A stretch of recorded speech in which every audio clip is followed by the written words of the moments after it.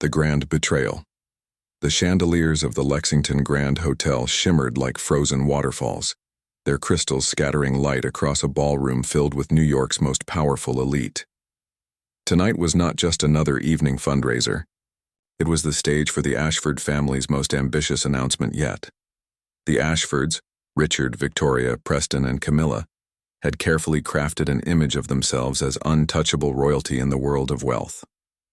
Richard, the patriarch, was a seasoned negotiator with eyes sharp enough to cut through steel. Victoria, his wife, radiated with a polished charm that could shift into venom without warning. Their children, Preston and Camilla, had grown up with the arrogance of people who never knew a world where they were told no. Tonight, they were not only hosting the gala but also finalizing a monumental $850 million merger deal with an international energy conglomerate, a deal that would cement their place as one of the most powerful families on Wall Street. Every camera, every whisper, every glance in that ballroom orbited around them.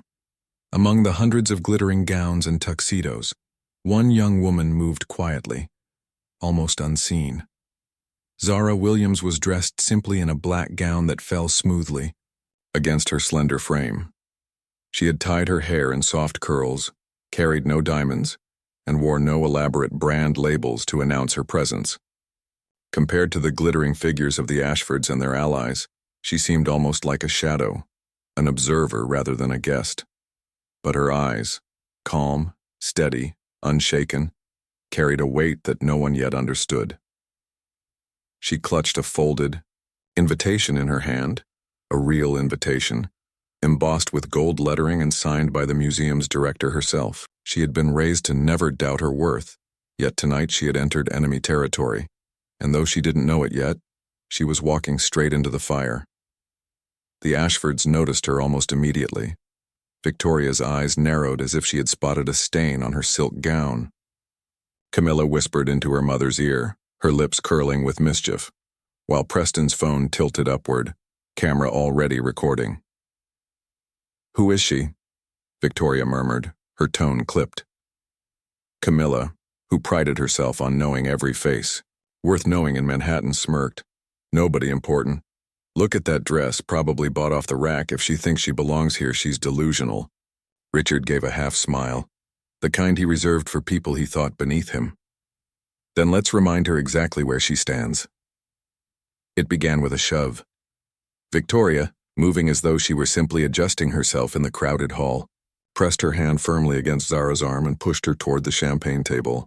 The impact was enough to make Zara stumble, her dress catching on the corner of the table and sending a cascade of glasses ringing together like alarm bells.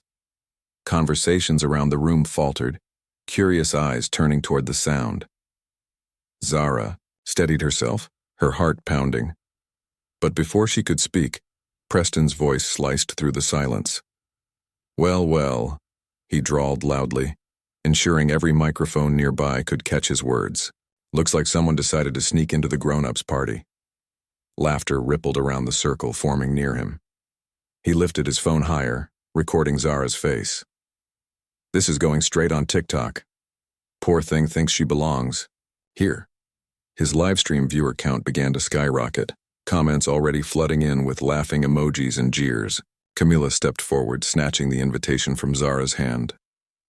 "What is this? A Party City knockoff?" she sneered, waving the card in front of her followers on Instagram Live. With exaggerated flair, she ripped the invitation clean, in half, letting the pieces flutter onto the polished marble floor like shards of broken dignity. The crowd gasped, some in delight, others in uneasy silence. Zara bent down slowly, gathering the torn fragments with trembling hands. Her dress pooled around her knees as the sharp voices above her mocked and laughed. But instead of breaking into tears, instead of rushing for the exit, she straightened, holding the scraps carefully as though they were still whole. Her face revealed no tears, no visible anger, only a strange stillness that unsettled more than a few in the audience. "Ladies and gentlemen," Victoria declared, her voice carrying through the hall as if she were delivering a Broadway monologue. "It seems we have a gatecrasher tonight. Some people just don't understand what exclusive means." She turned to security with a dismissive wave. "Get this girl out of here before she embarrasses herself further." The two security guards hesitated. Their orders were clear, but something in Zara's eyes, calm, direct, unafraid, made them pause. One of them glanced toward James Patterson, the head of hotel security, who had just entered with Dr. Elizabeth Harper, the event's co-director. Patterson's brows furrowed, sensing that this scene was about to spiral out of control. Zara finally spoke, her voice even, steady, controlled. "I understand there's been some confusion," she said, lifting her chin. Her words cut through the laughter, silencing some of the sneers. "But I do have the right to be here." Camilla scoffed, shoving her camera closer. "Confusion? Please, you don't belong here, sweetheart. This isn't some neighborhood raffle. It's $10,000 a plate." Comments on her live stream exploded with cruelty. Kick her out. Second-hand embarrassment. This is comedy gold, but not everyone was laughing. At the far end of the hall, Judge Catherine Morrison, a woman known for her sharp eyes and sharper opinions, leaned toward her husband.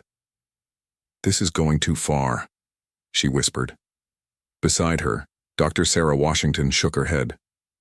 "They're humiliating her for sport." Their words did not reach the Ashfords, but the unease spread through parts of the crowd. Richard Ashford, sensing the shifting energy, tightened his jaw.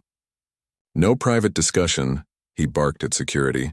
"This must be dealt with publicly. She must be removed publicly." His words rang with authority, daring anyone to oppose him. Zara looked directly at James Patterson, ignoring the flashing phones, ignoring the jeers. "I don't want trouble," she said quietly. "I only came to support the cause this evening. If you wish to verify, you may." She extended her palm, showing the scraps of her ticket. But Victoria was relentless. She clapped her hands twice sharply, like a queen commanding her court. "No excuses, no pity. This is the price of pretending. Some people simply don't know their place." The room grew tighter, the circle around Zara closing in. Phone flashes burst like lightning in a storm. Preston narrated every second like a host of a cruel reality show. "Guys, you're watching peak delusion right here. Not everyone gets to live the dream." His live viewer count hit 75,000. Camilla's followers surged past 30,000, flooding her with hearts and laughing faces. Yet Zara's silence was more powerful than their words. She stood motionless, gripping the torn ticket, her eyes steady on the people who had humiliated her. And then, slowly, she reached into her clutch and pulled out her phone. The glow of the screen lit her face as she pressed one name on speed: dial. Her voice carried across the hall, firm, unbroken. "Dad, I need you to hear something," she said, every syllable echoing like a verdict. Richard Ashford froze. His phone buzzed in his pocket simultaneously, flashing a name that made his blood run cold: Marcus Williams. He declined the call, pretending it didn't matter. But deep down, he knew. He knew exactly whose daughter stood before him, and he knew the Ashfords had just ignited a fire they could not put out.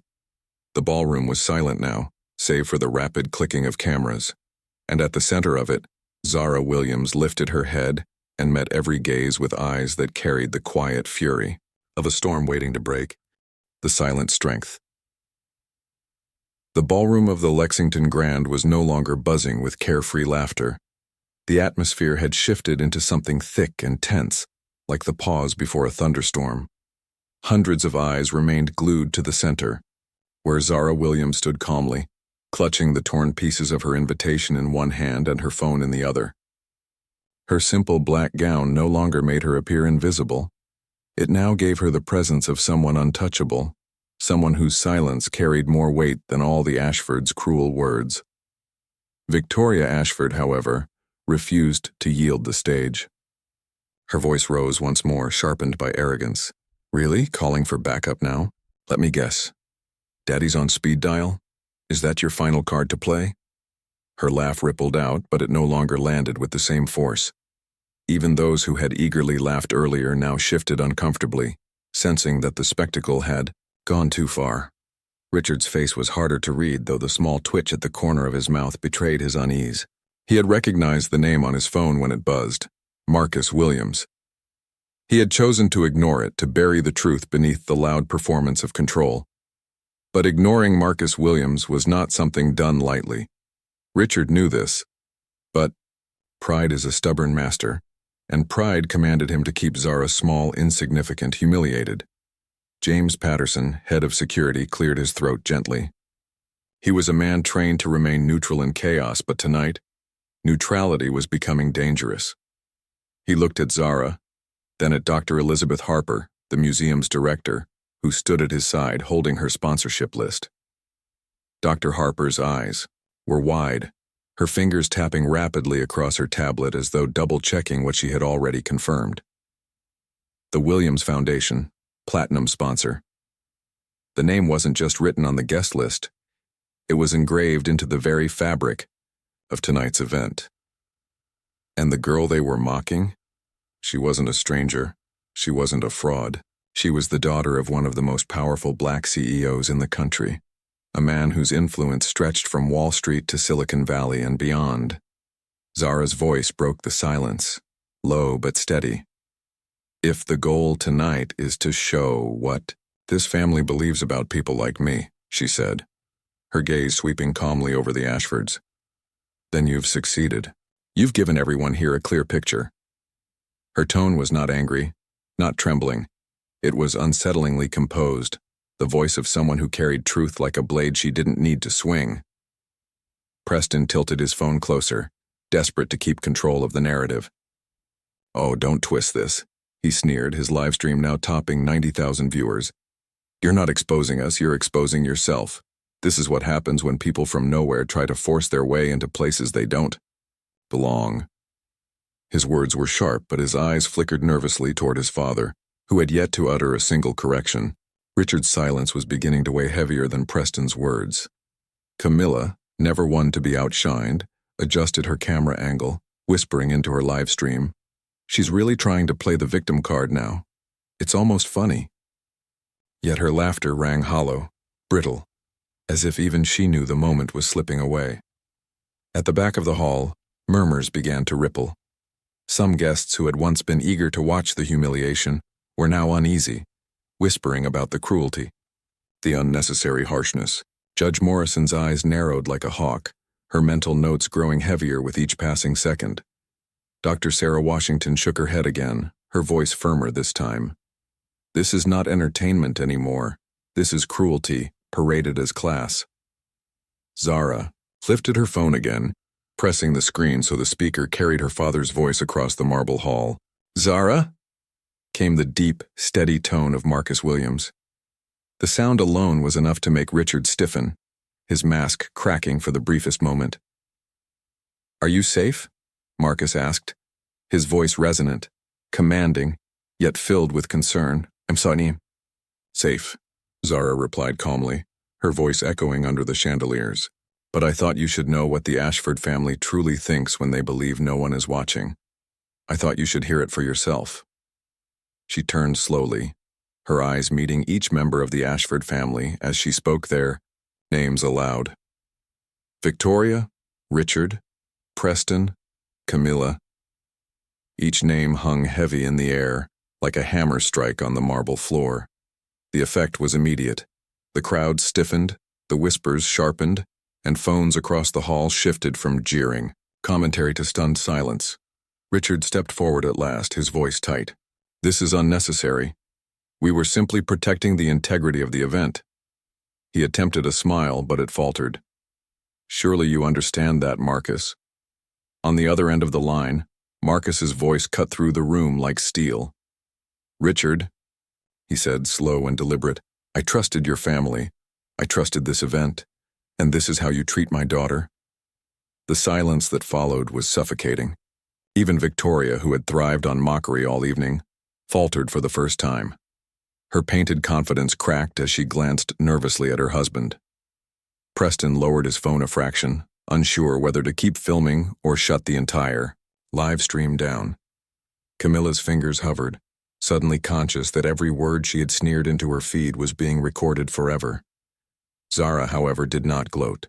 She simply stood in the center, her presence filling the space without theatrics, her calmness more devastating than anger could ever be. She had endured their cruelty without breaking, and now the weight of truth was shifting the room. Those who had mocked her minutes earlier now whispered among themselves, embarrassed, guilty, ashamed. James Patterson finally spoke, his voice heavy with quiet authority. "Ladies and gentlemen, it seems we owe Miss Williams an apology. She is not only a guest tonight, but also part of the family that made this evening possible." He gestured to Dr. Harper, who stepped forward reluctantly, her voice clear.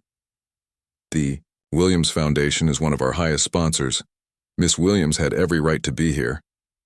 The crowd erupted into murmurs. Phones were lowered. Some faces turned pale.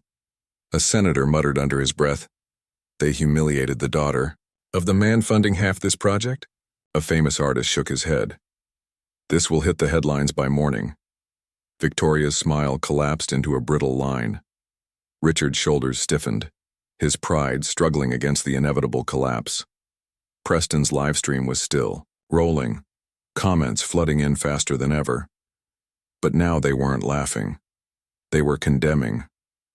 How dare they? Cancel the Ashfords. She's the daughter of Marcus Williams. They're finished. Camilla stared at her phone in horror as hearts and laughing emojis turned into fire and angry faces. And through it all, Zara remained unshaken. She tucked her phone back into her clutch, gathered the torn invitation scraps and held them neatly in her hand. She did not shout. She did not boast. She simply looked at the Ashfords, her voice low but strong. "Thank you for showing me who you really are." The ballroom felt like it was cracking under invisible pressure. Deals whispered behind closed doors, alliances carefully nurtured, reputations polished for years. All of it teetered in the balance. Zara had not needed to fight. She had only needed to stand, and in standing she had made the Ashfords stumble. The truth unfolds, the ballroom air felt heavy, as though the very chandeliers above strained under the weight of what had just been revealed. The whispers that had once mocked Zara had shifted into something sharper, something dangerous for the Ashfords. Eyes that once glistened with cruel laughter now glared with suspicion and disapproval. The circle around Zara no longer felt like a cage. It was a stage, and on it the Ashfords' polished empire was beginning to fracture. Richard Ashford tried to gather himself. He had built his career on being the man who always had control, the man who could twist any narrative to his advantage. But tonight his tongue felt heavier than stone. Marcus Williams's voice still echoed in the room, steady and commanding, replaying in every guest's mind. "And this is how you treat my daughter?" Richard's instinct screamed at him to minimize, to downplay, to explain, but explanations would not save him here. He could feel it. The crowd was no longer laughing with him. They were waiting to see him fall. Victoria's painted confidence cracked even further. Her smile had turned into something brittle, her eyes darting nervously across the hall as though searching for allies. She reached for her glass of champagne, her hand trembling so badly that crystal clinked against crystal. Her voice, once cold and commanding, now sounded shrill. "Everyone is overreacting. This young woman caused a disruption. We acted in the interest of order." But her words landed flat. The crowd had seen too much, and the tone of desperation in her voice betrayed the very authority she wanted to project. Preston, still clutching his phone, looked down at the flood of comments on his live stream. His confident smirk faded as he scrolled. The laughing emojis had turned into firestorms of outrage. Words like racist trash, disgusting family, cancel them now, drowned his feed. His 90,000 live viewers had become a digital jury, and the verdict was already clear. He swallowed hard, his palms slick with sweat. For the first time in his life, Preston Ashford realized that not even his followers could protect him from the storm he had created. Camilla wasn't doing much better. She had thought mocking Zara would be her biggest viral moment, the clip that would explode her social media following and bring in new sponsorships. But now her phone was flooded with angry comments, her live audience scolding her, condemning her, the cruel lines she had delivered so confidently. "She doesn't belong here." Discount shoes and fake ticket were now being clipped, replayed, and shared outside her control. Each replay turned into a weapon, a mirror reflecting her cruelty for the entire world to see. Through it all, Zara stood calm, her presence growing taller while the Ashfords shrank under the weight of their own arrogance. She no longer needed to defend herself. The truth was unfolding on its own. She raised her head, her voice clear, carrying across the marble hall. For years, people like the Ashfords have believed they own every room they step into. They believe. They decide who belongs and who doesn't. But tonight, you've all seen the truth. This family doesn't stand for integrity. They stand for exclusion, arrogance, and cruelty. The crowd murmured louder, the tide turning with each passing second. Several prominent guests began to pull out their own phones, not to mock Zara, but to record the Ashfords' downfall. A senator whispered to his aide, "This is going to the press. By morning, the headlines will shred them." An investor muttered under his breath, "I can't be tied to them now, not after this." Then the moment that sealed it. The heavy, wooden doors at the back of the ballroom swung open. Conversations hushed instantly. Heads turned in unison. And there, framed by the golden light of the corridor, walked Marcus Williams himself. He was a tall man, broad-shouldered, dressed in a dark-tailored suit that seemed to absorb the light rather than reflect it. His presence alone carried weight, the kind that made powerful men take a step back. His reputation was legendary.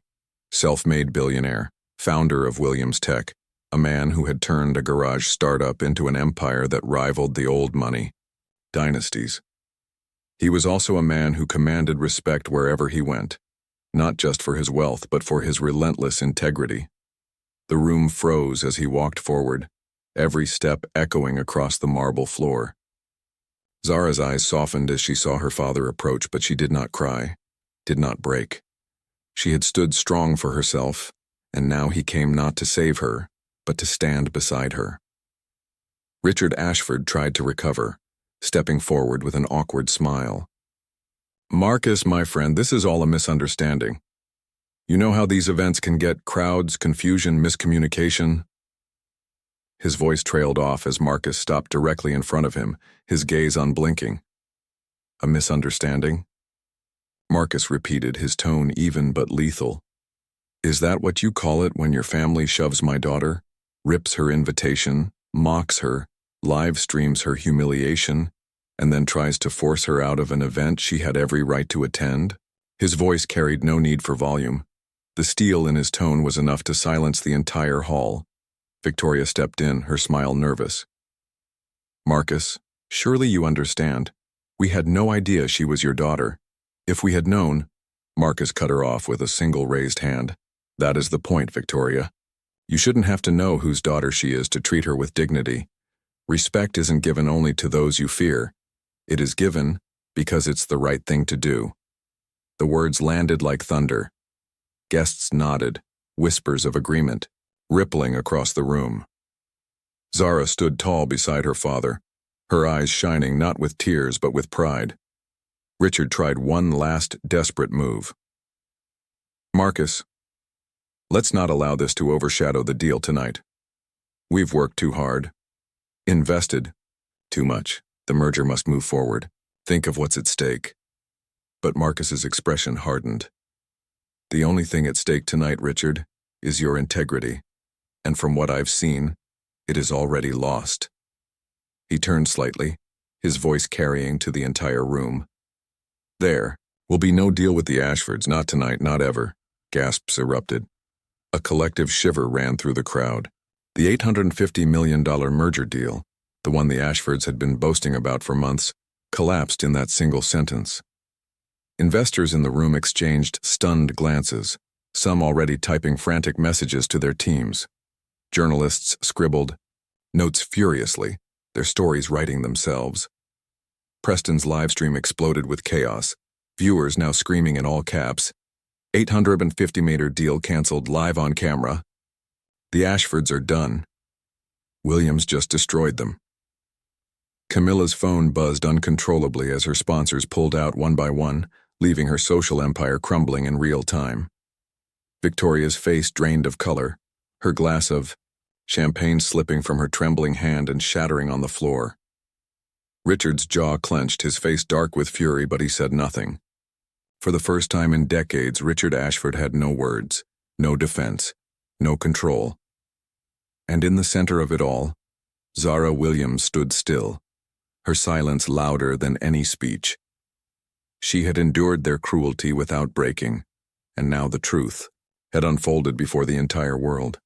The Ashfords had mocked her as though she were nothing, but tonight she had shown them, and everyone watching, that her dignity was untouchable. The collapse begins. The sound of Marcus Williams's words still lingered in the air like a hammer strike against the marble floor. There will be no deal with the Ashfords. Not tonight. Not ever. The chandeliers glittered above, but their light now seemed colder, harsher, as though reflecting the ruin that had just been declared. The guests in the ballroom stood frozen, some whispering frantically, others simply staring as if they had witnessed a kingdom crumble before their eyes. For years the Ashfords had built their identity on power. Their name alone opened doors in Manhattan's tallest skyscrapers. Their invitations were fought over by social climbers, and their family portrait was printed in glossy magazines. But in less than 5 minutes, that carefully constructed empire had been stripped naked. Zara had not needed rage or revenge, only her quiet strength and her father's presence to turn the tide.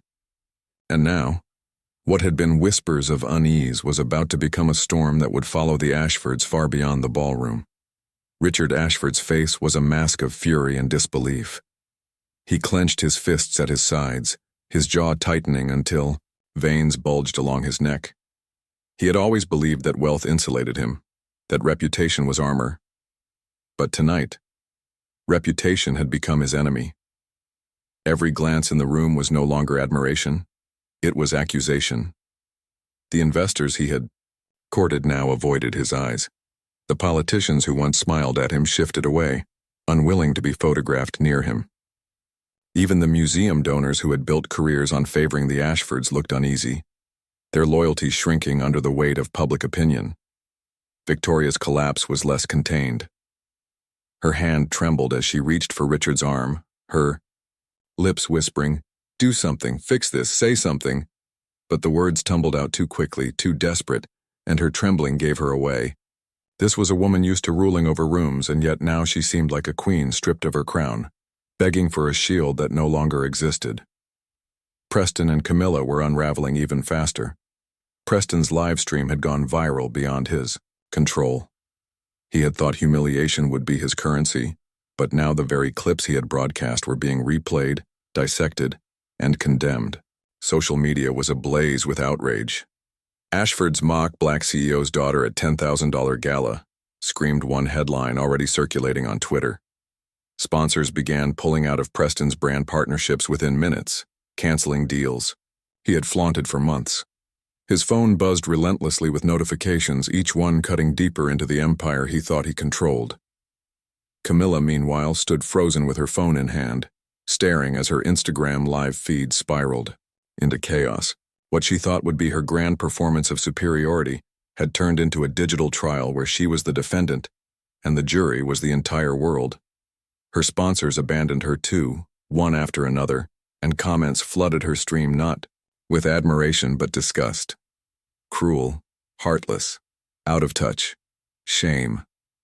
The word stabbed her more than any insult she had ever hurled. But the true devastation came from beyond the walls of the ballroom. Journalists who had been covering the gala rushed to their editors, their pens dripping with headlines that would shatter the Ashfords' public image. Major networks prepared breaking news segments. Investors, smelling disaster, began calling their teams. The ripple effect was unstoppable. What began as a humiliating scene in one gilded hall was becoming a scandal that would reach Wall Street, Silicon Valley, and beyond by morning. Zara stood at the center of it all, calm, unshaken, her hands folded neatly around the torn fragments of her invitation. She did not gloat. She did not smile. Instead, she looked at the Ashfords with quiet clarity, her presence alone proving that dignity was stronger than arrogance. She had endured, and now the Ashfords' empire was unraveling under the weight of its own cruelty. Marcus turned his gaze on Richard once more, his voice measured and devastating. "You built your fortune on deals, Richard. But let me remind you, Deals are built on trust. And tonight, you lost more than an agreement. You lost trust. And without it, all the money in the world cannot save you. His words were not shouted, but each syllable rang louder than thunder in the silent hall. A ripple of approval spread among the crowd. Some clapped softly, others nodded in agreement. The tide had fully turned. The Ashfords, once untouchable, now stood alone. Judge Catherine Morrison stepped forward, her voice sharp. "I'll be including this evening's behavior in my report. People in power must understand that cruelty is not culture, it is corruption." Her words, spoken with the weight of law, only deepened the shame pressing down on the Ashfords. Dr. Elizabeth Harper, her voice steady but firm, added, "For the record, Miss Williams was an honored guest tonight. Any attempt to remove her was not only cruel, but a direct insult to this institution and its mission." She glanced at Marcus, then Zara, before addressing the crowd. "We are grateful for her presence, and ashamed of how she was treated." The applause that followed was small at first, but it grew. Guests clapped not for the Ashfords, but for Zara. The sound filled the hall, echoing beneath the crystal chandeliers, sealing the shift in power. Victoria covered her face with her hands, unable to withstand the stares of those who had once admired her. Preston lowered his phone, defeated, realizing that every second he had broadcast would now serve as evidence of his family's downfall. Camilla turned away, her eyes shining with tears, but there was no sympathy left in the room for her. Richard stood rigid, his face hard, but inside he felt something he had not felt in decades. Fear. Fear of the headlines that would destroy him. Fear of the investors who would abandon him. Fear of the empire crumbling because of one girl he had dismissed as unworthy. And yet it was not Zara's wealth or Marcus's power that had destroyed him. It was his own arrogance. His family's cruelty had sown the seeds of their collapse, and tonight those seeds had bloomed in full view of the world. The ballroom doors opened again. Reporters surged forward, cameras flashing, their voices rising in a storm of questions. "Mr. Williams, will you issue a statement?" "Mr. Ashford, do you deny what happened tonight?" "Zara, how do you feel about this humiliation?" The crowd surged with the frenzy of a scandal that could not be contained. Marcus shielded his daughter gently, guiding her toward the exit. But Zara stopped for a moment, her voice carrying through the chaos. "I don't need to answer cruelty with anger. Tonight wasn't about me. It was about what this family revealed about themselves. And I think you've all seen enough." Her words were calm, but they struck deeper than any insult. The applause rose again, louder this time, echoing as Zara walked out with her father. Behind them, the Ashfords stood frozen, drowning in the ruins of their own making. Their empire had begun to collapse, and this was only the beginning. The final reckoning, the night that began as a glittering display of power and wealth, had turned into a battlefield where arrogance collapsed under the weight of truth.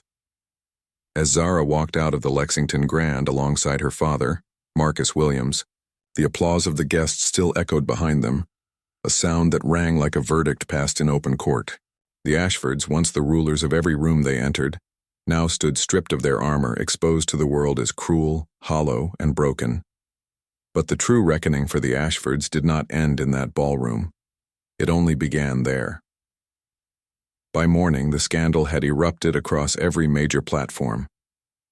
The headlines blazed like fire. Ashfords humiliate Black CEO's daughter at gala. 850 Menators deal collapses in public meltdown.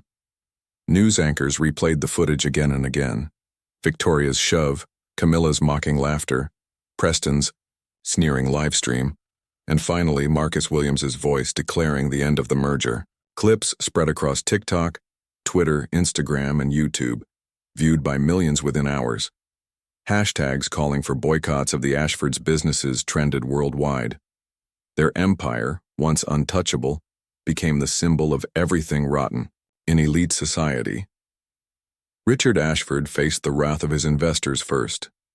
By noon, several board members of his conglomerate announced their resignation, citing irreconcilable ethical differences. Stock prices plummeted, wiping out hundreds of millions of dollars in value overnight. Former allies who had toasted him just days earlier now fled, desperate to avoid being associated with his name. In private, Richard stormed through his office, slamming doors, shouting at staff, but rage could not stop the bleeding. He had spent a lifetime believing power was eternal. Now it slipped through his fingers like sand, and no amount of shouting could hold it together. Victoria tried to hide behind silence, retreating into her penthouse, but silence could not protect her from the tidal wave of consequences. Charities she once chaired demanded her resignation.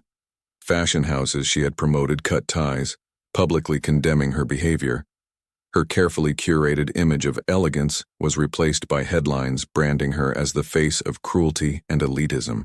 She wept in the privacy of her dressing room, surrounded by gowns that once symbolized status but now felt like costumes in a theater that had closed forever. Preston's fall was even more brutal.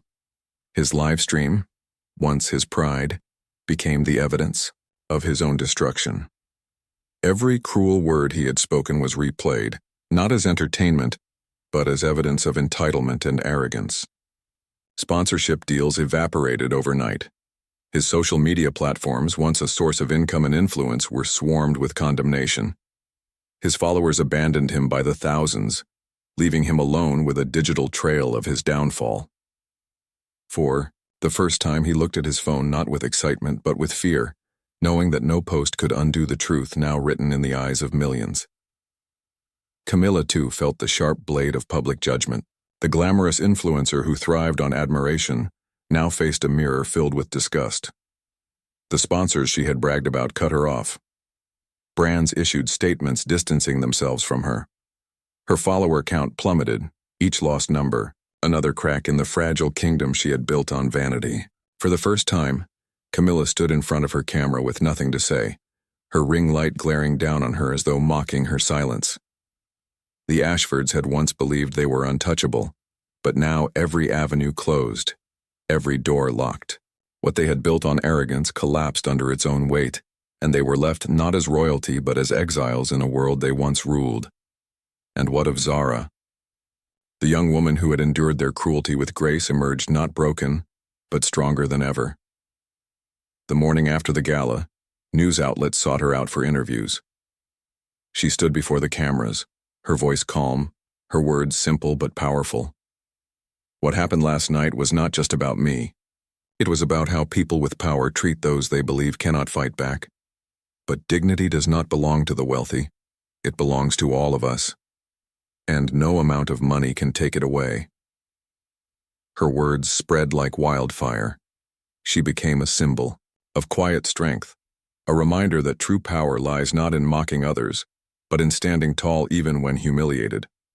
Across social media, people began sharing her speech, calling her a voice of integrity in a world drowning in arrogance. For young women watching, she became a symbol of courage. For communities often overlooked, she became a sign of hope. Marcus, watching his daughter with pride, knew that she had not only defended her dignity, but had also shown the world a lesson that money could never buy. He did not need to declare war on the Ashfords. Their own actions had destroyed them. All he needed to do was stand beside his daughter, letting her truth shine brighter than their cruelty. The following week, Williams Tech announced a new partnership, not with the Ashfords, but with a rival family who had long been dismissed as less prestigious by the old money elites. The deal surpassed the value of the failed merger, symbolizing not only victory, but a shift in power. Investors flocked to Marcus, eager to align with someone whose integrity remained untarnished. In contrast, the Ashfords' empire collapsed further, lawsuits piling against them, their companies dissolving one after another.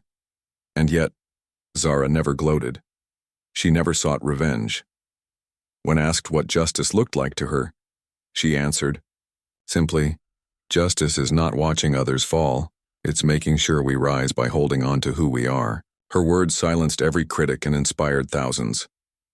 Months later, at a charity gala organized by the Williams Foundation, Zara stood once again beneath glittering chandeliers. This time, she was not mocked. She was honored. Guests applauded her as she took the stage, her calm smile lighting the room. She spoke not of the Ashfords' cruelty, but of compassion, opportunity, and hope. Power is temporary, she told the crowd, but character is forever. That is the legacy we must all choose.